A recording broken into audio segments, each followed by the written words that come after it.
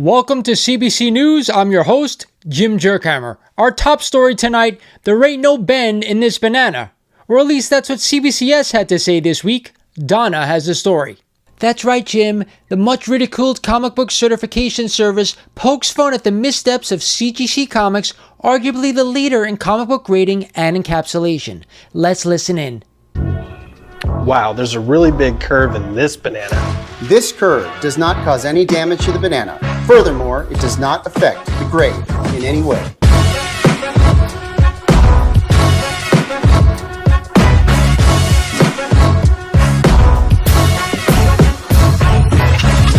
This coming off the heels of CBCS failing to gain ground on their rival over the past few years. After comic book fans clamored for new labels, lower prices, and better turnaround times, CBCS finally responds. But is it too little too late?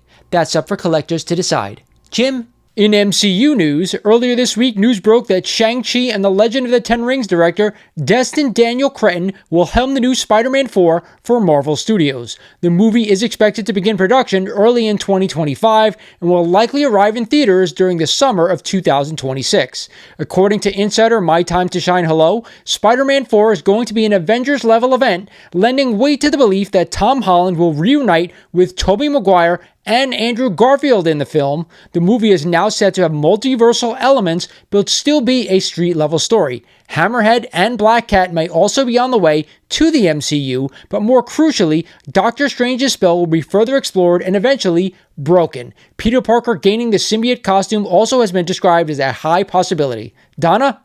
Heritage Auction House just concluded one of its comic and comic art signature auctions this past weekend, in which various key comic books set new price records for their respective grades. The prize of the auction was a CGC 9.6 Fantastic Four #1 with white pages shattering expectations, bringing in a cool $2,040,000. The previous high sale of an FF1 was in a 9.2 that sold for $1,500,000 back in 2022. Other comics that saw new highs was an Amazing Fantasy 15 in a CGC 9.0 with off-white to white pages selling for $540,000, which is up 44% from its last sale in a 9.0 way back in 2017.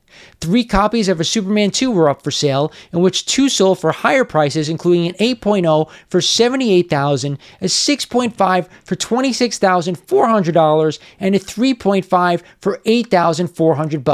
The 3.5 was down a whopping 26% from the last sale, which just occurred last month. That begs the question, when multiple copies of the same book go up for sale simultaneously, does it affect the price? And does Heritage just not give a fuck?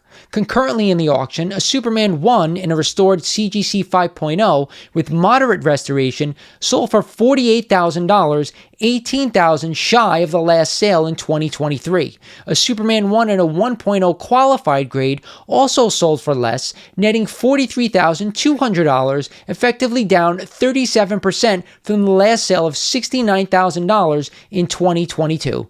Jim?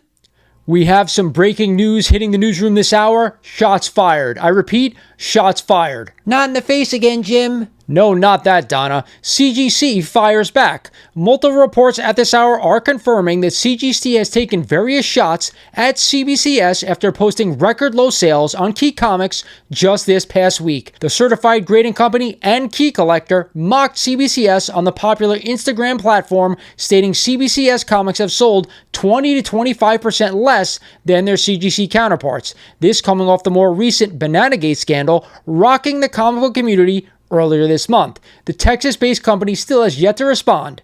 Catfight? Wow! And finally tonight in convention news, Con Season 2024 is coming to a close with the last big convention taking place at New York Comic Con at the Jacob Javits Center October 17th through the 20th in New York City. Collectors from the East Coast and nationwide gather to get a glimpse of their favorite film and TV stars, chat with their favorite artists and comic book writers, and of course shop for overpriced con exclusives. Among this year's guests will be Thanos himself, Josh Brolin, Haley Atwell, famous for her portrayal as Peggy Carter in the MCU, and none other than 1990s heartthrob Freddie Prinze Jr., famous for his roles in blockbuster hits She's All That, I Know What You Did Last Summer, and Scooby-Doo. Our special correspondent, Thin Young Ho, is on the scene at the Javits Center for more. This will be the 18th year of New York Comic Con since its inaugural event in 2006.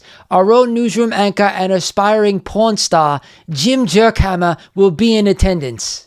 That's right, then. I, as well as others from the CBC team, will be covering the show from all angles. I'll be doing interviews with comic book dealers, toy vendors, grading companies, as well as inappropriately dressed cosplayers. And that's it for this edition of CBC News. I'm Jim Jerkhammer. Collect responsibly.